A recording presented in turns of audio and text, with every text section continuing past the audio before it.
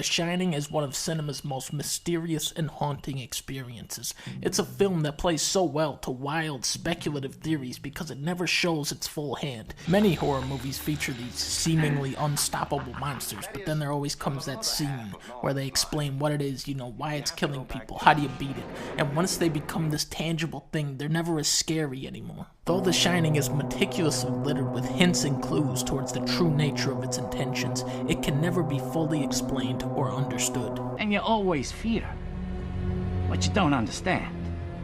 On the surface level, this film is about a writer and his family who move into this remote hotel located in the mountains to take care of it over the winter. Except, sometime during their stay, he snaps and he tries to kill them. Oh boy, sounds simple, but it's not at all presented in such a clear-cut manner. Did Jack Torrance plan to murder his family all along? Or was he possessed by some evil force within the hotel? When does he actually snap? Is this movie about European settlers slaughtering the Native Americans? Is this movie about how Kubrick faked the moon landing? Is this movie about Hitler's final solution? Are the events witnessed in the film actually the events of Jack's novel that he successfully publishes? There are so many paths and threads to follow that you just become lost in this hypnotic maze of thoughts and ideas.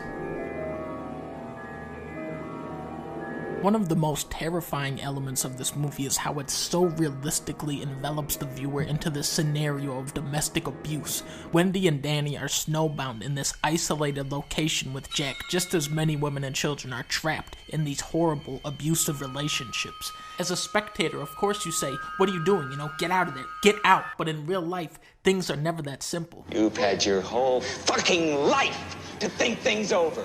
What good's a few minutes more gonna do you now?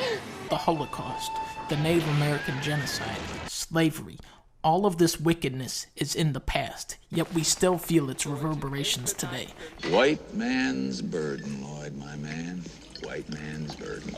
Just as horror movies provide this thrill-ride sense of escapism, perhaps the apparitions Danny sees in the hotel are simply figments of his imagination to distract him from the very real things happening all around him. This concept of an invisible, looming evil is deeply disturbing. You have the scene where he's typing his novel, which is unbearably tense when you actually know what Jack is typing there, and you see Wendy walking towards him. And she's so sweet in this movie and so oblivious to what's happening right in front of her.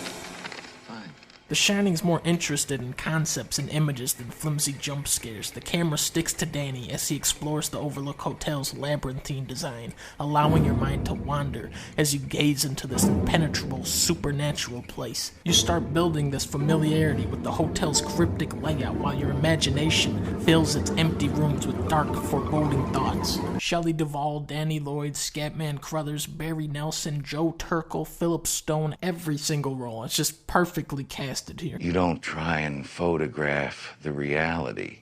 You try and photograph the photograph of the reality. Everything the characters are going through is internalized, it's psychological. So to balance this, you have this maniacally expressive performance by Jack Nicholson. He's able to convey so much with his face alone that you can't take your eyes off him for a second. We can't always see this faceless evil manipulating Jack, but maybe we can hear it.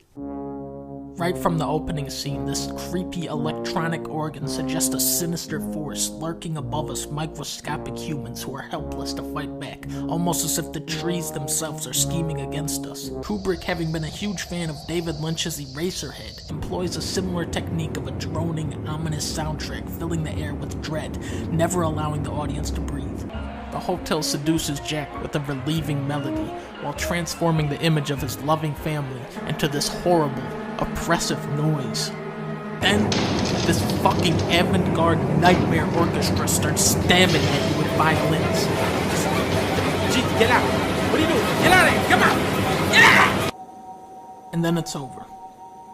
You're left with this final lingering shot of the hallway leading to the gold room, which we've gone past so many times in the film, and you see a wall populated with black and white photographs from a different time, and in the center of them, a lively party, and in the front of a sea of people, Jack Torrance inviting us in, dated July 4th, 1921. The answer to the riddle, hidden in plain sight.